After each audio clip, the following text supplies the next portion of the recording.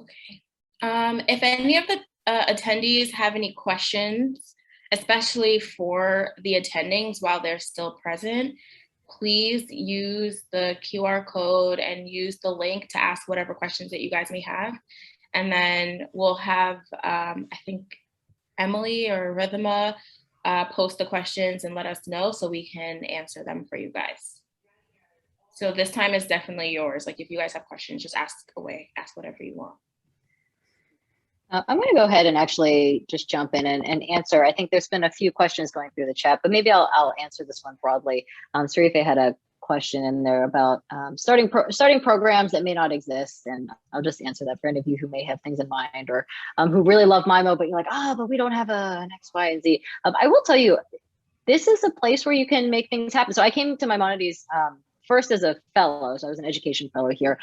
And that's immediately how I felt when I came here for the first time, that it just felt like there was a really supportive culture, both from like the super top down, like top all the way down, and relatively little sort of in the way of administrative red tape compared to some other places where I had been. So I did my medical school at NYU, I did residency at Brown, I was an APD at Sinai. So I've been sort of around the Northeast corridor. And I will say, as a resident coming here, and I guess I'm the program director, so I can say this with some kind of confidence, but if you have an idea, we will really, we will give you resources and we'll give you mentorship and we'll try to make it happen. So whether it is, again, providing dedicated mentorship and opportunities to local high school youth that may not exist, although I think actually there's some institutional efforts in the works that Sarah can probably expand on from that perspective. Or if you want to get involved in our street medicine program that Josh was talking about earlier, whatever your interest may be. And again, it may not even have to be specifically related to diversity and inclusion. We are committed to really making it happen. I think one of the important things that we try to emphasize is that coming here, we really value your voice and we value your opinion. And we really try to help you make the change that you want to make, and that's important to you. I just want to back that up by saying that is one of the reasons that is one of the, if not the best reason why our department is, I think, one of the best in the city. In fact, I am actually confident saying it's one of the best in the country for residents, because we're independent. We don't answer to some megalithic like healthcare network. And so the way it manifests for you guys as students coming in as residents is that if you have an idea, the people who you need to access, whether it's Arlene, who's our PD, or John Marshall, who's our chair, or Eitan Dickman, who's vice chair, they are not like, they're not like 3 layers of bureaucracy away from you. They have an open door policy, and they are open minded to want to make things happen. And that's the only reason why if you knew me at all, you'd know that I've never stayed anywhere longer than like as long as necessary. So like the most time I spent any one place up to like being like an old person as I am now was medical school until I got to Maimonides. And the only reason I'm here so long is because things keep evolving. The whole social emergency medicine division is basically the product of innovative thinkers, like really being proactive about what I was doing and getting relevant people involved. And if you look at people across our faculty, it attracts people who are smart, independent thinkers, innovative, and creative. And so if you're looking for being an automaton and just following rules and jumping through the hoops, you may want to look at another type of program. This is a program where you have to be actively involved in your professional and personal development. That's what we want you to develop all aspects of yourself and not just be like a drone. And as a resident, because it's, super easy to listen to also like, faculty say like you have these opportunities. I like second that as like a resident of, I've never had an idea that I felt like, and I've had a lot of ideas, some of them not good. But no one has said that, no, like you can't do that. There's always been a, like, if you're interested in doing that, like, let us know how we can help you. I've not felt like any of my ideas were useless or that they weren't supported. I never felt like someone told me to like, sit down or like, There's so many opportunities too. Like MIMO is a very busy place, and like there's so many different opportunities and like endless ideas or projects that you can come up with. Yeah, I'm gonna also agree with Hannah on that one. And I want to say that that's within our program at Maimonides, and then it's also like outside of our immediate program. It's hospital wide, and I feel like I also started a diversity and inclusion group within the residencies at Maimonides to kind of get a safe space for all of us to kind of talk about things, especially in, you know, today's climate of a lot of things that you go on, and when you see things in the news, it gets really, really hard to show up for work every day and not really think about those things. So it was super, super, super easy to get a group started outside of our EM residency program, and, you know, have a space where you can talk to other URMs that are in pediatrics or surgery or whatever other specialty. And everyone was really, really excited and here for it. And it was really easy to start. MIMO was like really excited about it. So they support you a lot. There's a question that I saw that I can read out loud that I felt like I would love to answer. It said, what's the program's stance on activism? Do you feel supported to be involved with like socio-political activism or activist groups? And I would say, you know, that was actually something I was worried about when I first moved here. So I'm so sorry. My dog like really tries to get involved whenever I start talking. But when I first moved here was back in like May, June. So I was like new to New York, new to the area, but you know, right when all the protests and everything was going on in June. And the first thing I wanted to do was like be involved with that, but I didn't know, you know, like how that was going to go with the program or if I was allowed to do that. And like the very first, like I went to a few protests, and every single one of them, I went with other people from MIMO. I went with one of our attendings. I went with one of our residents.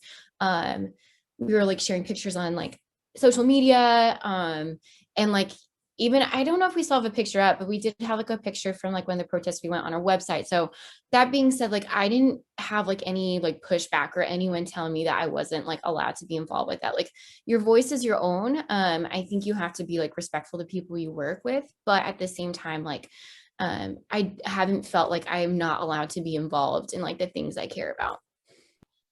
I had a resident text me before one of the protests actually with this question.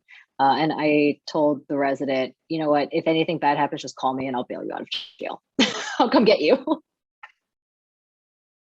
One of the questions I just wanted to get addressed is, will there be additional events for URM applicants? There will definitely be additional events. We'll keep you guys posted by email and as those events get planned, but you'll be informed of those as they happen. Another one is, would you consider high school or college summer / year-round research opportunities to get underrepresented minority students interested in medicine? I'll go ahead and say that currently what we're working on is geared towards first-year medical students, but certainly it is a thought that came across, and once we start to develop that one a little bit more, it'll probably be next in line. So it's definitely coming through in the pipeline. What initiatives are in the works at MIMO to ensure underrepresented minority resident wellness and retention? I think to Sarah's point on what she talked about as far as like the group that she started where residents kind of have a safe haven where they can talk about topics that feel, you know, very, very personal, and where they can kind of have a private space to have those discussions where they feel safe is one of the many ways that we can ensure that. And certainly in the EM program alone, Kat talked a lot about our Tuesday evening events that happen every week, and I think I can certainly attest to the fact that it really helps me, especially when I'm off service and I'm on a different rotation. I find it nice to go back to my family and kind of be able to talk to everyone about things that are on my mind. But if anyone else wants to address that question as well, feel free to pop in. Have there been any movements to train faculty on how to respond to instances of racial aggression / microaggressions that may occur on shift in real time? And I can answer this one. perfect.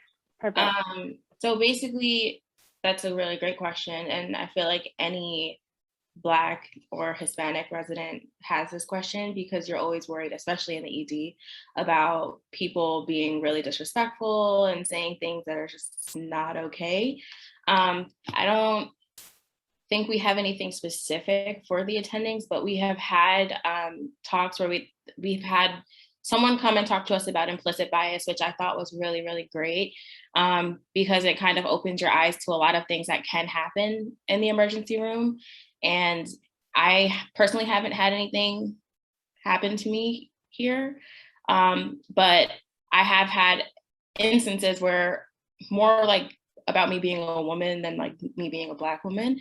But I've had attendings like stand up for me and like say something to those patients for me. And that was something that I really, really, really appreciated, because a lot of the time you don't really feel like you can say things for yourself, or you don't really want to like get in an argument with a patient in the middle of the emergency department. So it was really nice to kind of have faculty say something at that time. But it's definitely something that I think we could also incorporate into our program. So honestly, that question is a really great one. And it's something that we can put in our like diversity, equity, and inclusion group for the future. For whatever it's worth, prior to starting interviews this season, I'm actually planning on having all the faculty who are interviewing complete some like implicit bias, some basic training on implicit bias and sort of related things for that.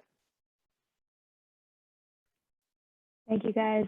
Our next question here is, aside from the URM scholarship, are there opportunities to reach out to local high school or younger students to foster mentorship and opportunities for them? Could we do this if it doesn't exist? Dr. Schiller, do you want to? I really think that exposure and experience to the drama and the intensity that the ER provides can provide like a lifelong memory that can potentially alter someone's, you know, the way that they perceive whether or not they have the right stuff to be a doctor, or if they never thought about it, that maybe this is something that's possible. So it is on the docket to formalize and make its way through the machinations of our administration. But there's a couple of things that are in the works, but it's entirely possible. And there are like-minded individuals in the department. So it is in the works.